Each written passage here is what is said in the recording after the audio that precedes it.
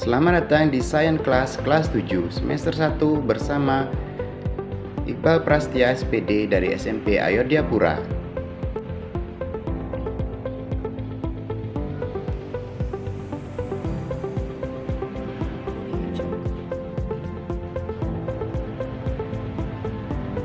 Nah, untuk hari ini kita akan belajar mengenai bab 5, yaitu tentang klasifikasi makhluk hidup.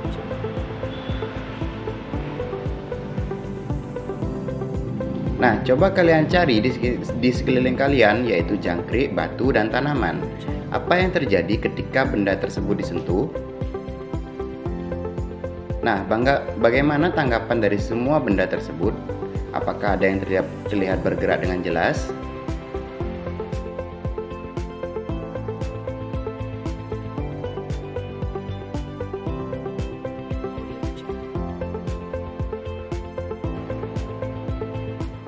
Bagaimana kalian membedakan antara makhluk hidup dengan benda mati?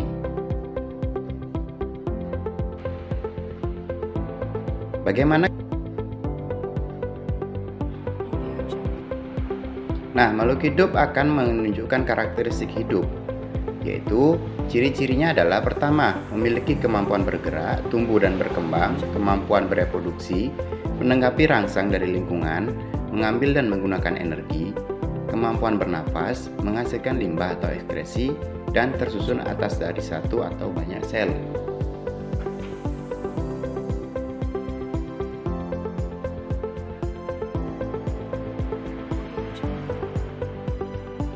Nah, untuk ciri makhluk hidup akan kita bahas satu persatu, mulai dari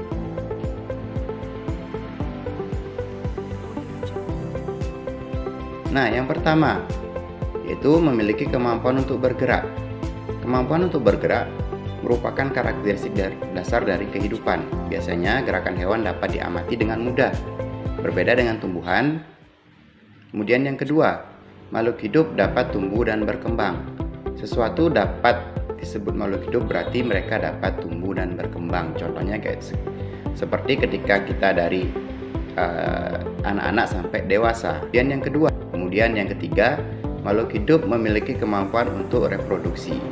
Semua makhluk hidup dapat melakukan reproduksi, yaitu kemampuan untuk menghasilkan keturunan agar tidak punah. Kemudian yang keempat, makhluk hidup menanggapi rangsang. Makhluk hidup memberikan tanggapan terhadap perubahan lingkungan. Seperti contohnya, bunga matahari akan tumbuh kemana arah matahari tersebut. Nah, kita sudah bahas beberapa ciri makhluk hidup. Apakah kalian sudah mengerti? Nah, kita sudah bahas beberapa ciri makhluk hidup. Kita akan lanjutkan ke ciri-ciri makhluk hidup selanjutnya.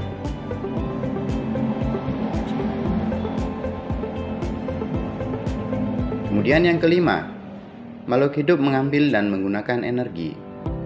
Nah, untuk dapat melakukan aktivitas, makhluk hidup memerlukan energi.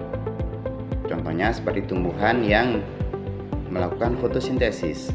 Kemudian yang keenam adalah makhluk hidup dapat bernafas. Bernafas adalah proses untuk memerlukan oksigen.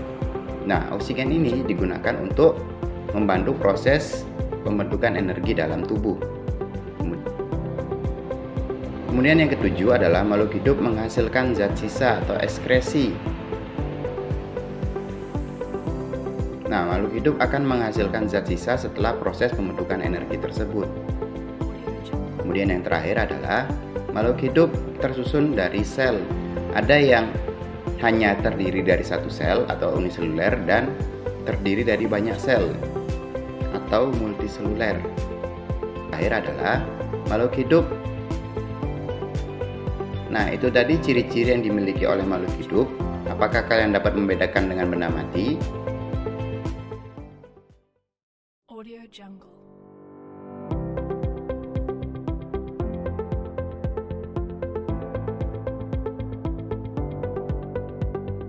Audio Jungle.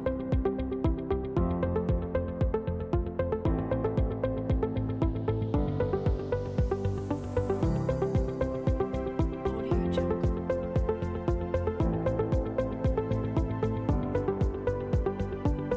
Audio Jungle. Apakah kalian sudah tahu apa saja ciri makhluk hidup? dan sudah bisa membedakan antara makhluk hidup dengan benda mati? Audio Jungle. Pasti sudah dong.